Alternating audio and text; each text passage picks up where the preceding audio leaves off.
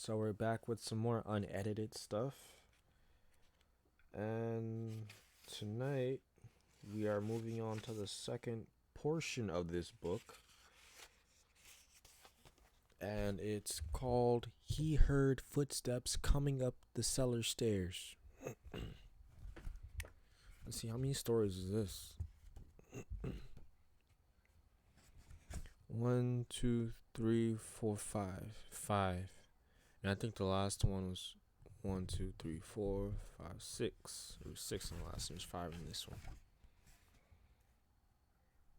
And it says, there are ghosts in this chapter. One comes back as a real person. Another takes revenge on her murderer. And there are other strange happenings.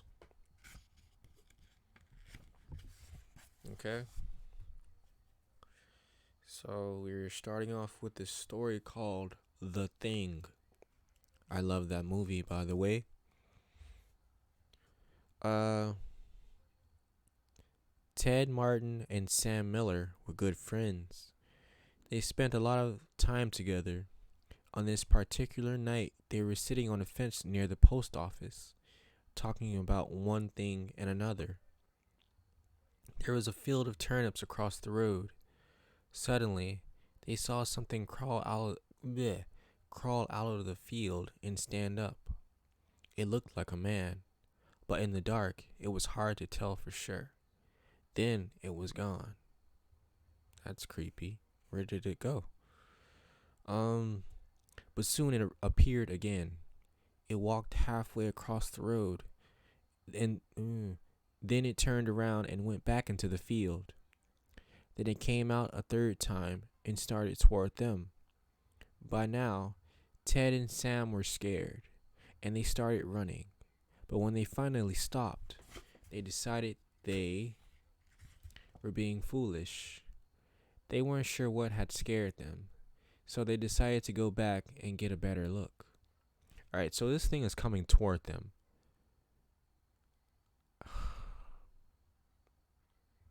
I wouldn't go back even if it was coming toward me. You stupid. Okay. Pretty soon they saw it, for it was coming to meet them. It was wearing black pants, a white shirt, and black suspenders. Sam said, "I'm going to try to touch it. Then we'll know if it's real." Hold on. Pretty soon they saw it, for it was coming to meet them. It was wearing black. Why would you? I'm going to touch it. Really? He walked up to it and peered into its face. It had bright, penetrating eyes sunk deep in its head. It looked like a skeleton. Ain't no fucking way I'm going to touch that. Ted took one look and screamed, and again he and Sam ran. But this time the skeleton followed them. When they got to Ted's house, they stood in the doorway and watched it. It stayed out in the road for a while, then it disappeared. A year later, Ted got sick and died. Toward the end, Sam sat up with him every night. Aww. The night Ted died, Sam said he looked just like the skeleton. So you think they might have traded bodies or something?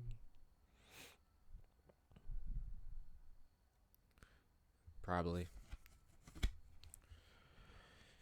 Okay. Second story. This one's called Cold as Clay. A farmer had a daughter for whom he cared more than anything on the world. It says Earth. Same thing, right? She fell in love with a farmhand named Jim, but the farmer didn't think Jim was good enough for his daughter. To keep them apart, he sent her to live with her uncle on the other side of the county. Fuck. Soon after she left, Jim got sick and he wasted away and died. Everyone said he died of a broken heart. Have you heard of that thing where elephants can die of broken hearts too? I'm not sure if that's actually true. I never heard of an elephant actually dying of a broken heart, but I've heard of that rumor. The farmer felt so guilty about Jim's death. He could not tell his daughter what had happened. He continued to think about Jim and the life they might have had together. How sweet. One night, many weeks later, there was a knock on her uncle's door. I almost said father. Okay. When the girl opened the door, Jim was standing there. "Your father asked me to get you," he said. "I came on his best horse." "Is there anything wrong?" "I don't know," he said. She packed a few things and they left. She rode behind him, clinging to his waist. Soon he complained of a headache. "It aches something terrible," he told her. She put her hand on his forehead. "Why, you are so cold." Wait, no, that's not what it said. "Why, you are as cold as clay," she said. "I hope you're not ill." And she wrapped her handkerchief around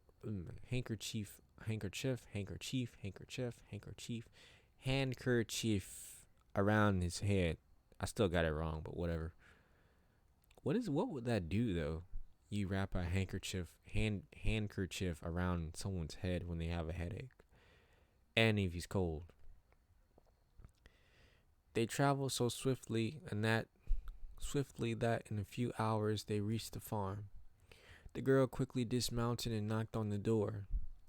Her father was startled to see her. "Didn't you send for me?" she asked. "No, I didn't," he said. She turned to Jim, but he was gone, and so was the horse. They went to the stable to look for them. The horse was there. It was covered with sweat and trembling with fear. There was no sign of Jim. Terrified, her father told her the truth about Jim's death. Then quickly he went to see Jim's parents.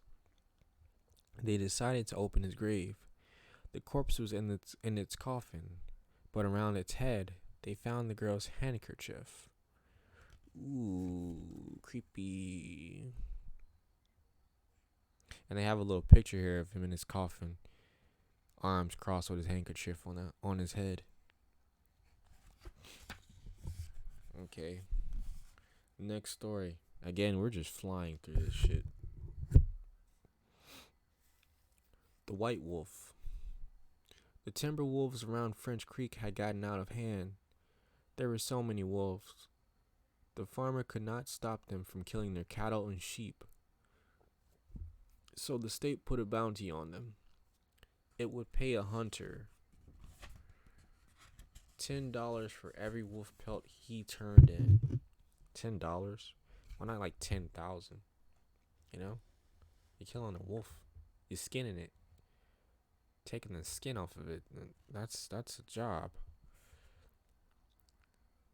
A butcher in town named Bill Williams thought that was pretty good money. He has low standards then, right? What time period would this be in? Because $10 is probably like $1,000 to them now. He stopped working as a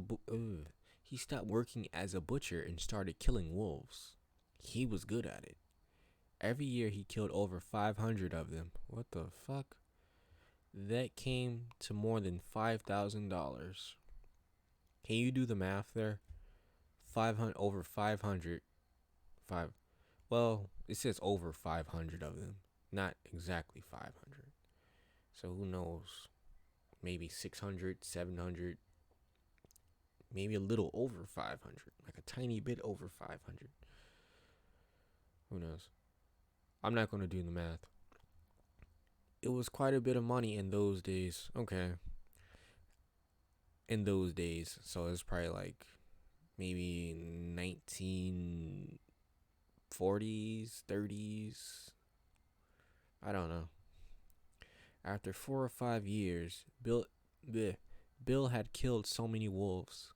There were hardly any left in that area. So he retired, and he vowed never to harm another wolf because wolves had made him rich. Then one day, a farmer reported that a white wolf had killed 2 of his sheep. He had shot at it and hit it, but the bullets didn't have any effect. Soon that wolf was seen all over the countryside. killing and running, but nobody could stop it. One night, it came into Bill's yard and killed his pet cow. Bill forgot about his decision never to harm another wolf. But when the cow's involved, you gotta do something, right? He went into town the next morning and bought a young lamb for bait. He took it out into the hills and tied it to a tree. Then he backed off about 50 yards and sat down under. But when you have under and another right together, my dyslexia kicks in and says around. And sat down under another tree. With his gun in his lap, he waited. When Bill didn't come back, his friends started looking for him. Finally, they found the lamb. It was still tied to the tree. It was hungry, but it was alive. Then they found Bill. He was still sitting against the other tree, but he was dead. His throat had been torn open, but there was no sign of a struggle. His gun hadn't been fired, and there were no tracks in the soil around him. As for the white wolf, it was never seen again. Nice. I like that one. And we've been through 3 stories already. Let's see. We got how many more left? 2 more. This one is called The Haunted House. The Haunted House, not hunted. Haunted. One time a preacher went to see if he could put a haunt to rest at. Okay, I see what he's saying. I'm stupid. If he could put a haunt to rest at a house in his settlement. The house had been haunted for about 10 years. Several people had tried to stay there all night, but they always get scared out by the haunt. So this preacher took his Bible and went to the house. Went on in, built himself a good fire, and hid a lamp. Sat there reading the Bible. Then just before midnight, he heard something start up in the cellar, walking back and forth, back and forth. Then it sounded like somebody was trying to scream and got choked off. Then there was a lot of thrashing around and struggling, and finally, everything got quiet. The old preacher took up his Bible again, but before he could start reading, he heard footsteps coming up the cellar stairs. He sat watching the door to the cellar, and the footsteps kept coming closer and closer. He saw the doorknob turn, and when the door began to open, he jumped up and hollered, "What do you want?" The door shut back easy like, and there wasn't a sound. Did whatever it was get scared? The door shut back easy like, and there wasn't a sound. So the doorknob turned, and it was going to open. And when he said something, it shut back again. So they got scared of him. I would be too. Preacher. The preacher was trembling a little, but he finally opened the Bible and read a while. Then he got up and laid the book on the chair and went to mending the fire. Then the haunt started walking again, and step, step, step up the cellar stairs. The old preacher sat watching the door, saw the doorknob turn, and the door open. It looked like a young woman. He backed up and said, "Who are you? What do you want?" Next page. This looks like her. Looks like the chick that wants her toe back. The haunt sort of swayed like she didn't know what to do. Then she just faded out. The old preacher waited, and when he didn't hear any more noises, he went over and shut the door. He was sweating and trembling all over, but he was a brave man and he thought he'd be able to see it through. So he turned his chair to where he could watch, and he sat down and waited. It wasn't long before he heard the haunt start up again, slowly. Step, step, step, step, closer and closer. Step, step. And it was right at the door. The preacher stood up and held his Bible out before him. Then the knob slowly turned, and the door opened wide. This time the preacher spoke quiet-like. He said, "In the name of the Father, the Son, and the Holy Ghost, who are you, and what do you want?" The haunt came right across the room, straight to him, and took a hold of his coat. It was a young woman about 20 years old. Her hair was torn and tangled, and the flesh was dropping off of her face so he could see the bones and part of her teeth.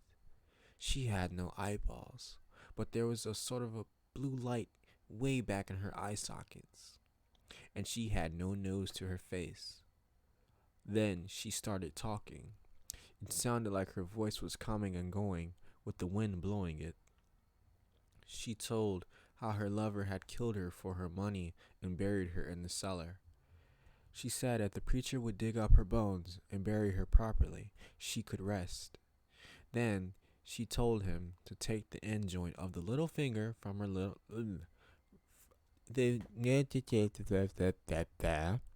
sorry. Then she told him to take the end joint of the little finger from her left hand and to lay it in the collection plate at the next church meeting, and he'd find out who had murdered her. And she said, if you come back here once more after that, you'll hear my voice at midnight, and I'll tell you where my money is hid, and you can give it to the church. Aw. The haunt sobbed like she was tired, and she sunk down toward the floor and was gone. The preacher found her bones and buried them in the graveyard. The next Sunday, the preacher put the finger in the collection plate, and when a certain man happened to touch it, it stuck to his hand. The man jumped up and rubbed and scraped and tore at the bone, trying to get it off. Then he went to screaming like he was going crazy while he confessed to the murder, and they took him on to jail. After the man was hung, the preacher went back to the house one midnight, and the haunt's voice told him to dig under the hearth rock. Some more hearth, concrete. He did, and he found a big sack of money. And where that haunt had held on to his coat, the print of those bony fingers was burned right into his cloth. It never did come out. Oh, that was kind of cool. I like how that was done. And the dude was hung, so they were like hanging people in like maybe the late 1800s, I would say, around there, 1800s.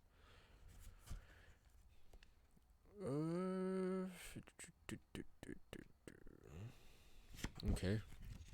That was the fourth story, and this is the fifth one.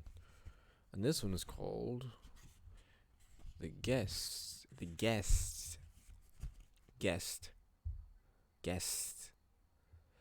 A young woman. Oh no, not a young woman. Holy shit, I'm disrespecting pronouns. Excuse me, people. I am so sorry. A young man and his wife were on a trip to visit his mother. Usually they arrived in time for supper, but they had gotten to a late start. And now it was getting dark, so they decided to look for a place to stay overnight and go on in the morning. Just off the road, they saw a small house in the woods. Maybe they rent rooms, the wife said. So they stopped to ask. An elderly man and woman came to the door. They didn't rent rooms, they said, but they would be glad to have them stay overnight as their guests. They had plenty of room, and they would enjoy the company. The old woman made coffee and brought out some cake, and four of them talked for a while. Excuse me. Then the young couple were taken to their room. They again explained that they wanted to pay for this, but the old man said he would not accept any money. He's not going to accept the money. He will accept their lives, most likely. The young couple got up early the next morning before their host had awakened. On a table near the front door, they left the envelope with some money in it for the room. Then they went on to the next town. They stopped in the restaurant and had breakfast. When they told the owner where they had stayed, he was shocked. That can't be, he said. That house burned to the ground, and the man and the woman who lived there died in the fire. The young couple could not believe it, so they went back to the house. Only now there was no house. All they found was a burned out shell. They stood staring at the ruins, trying to understand what happened. Then the woman screamed, and the rubble was a badly burned table, like the one they had seen by the front door.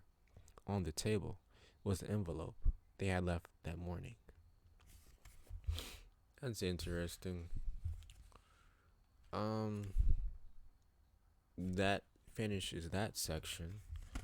And the next section is they eat your eyes, they eat your nose. Maybe I'll read that one tomorrow or the day after, who knows. But reading through this, I haven't seen any typos at all.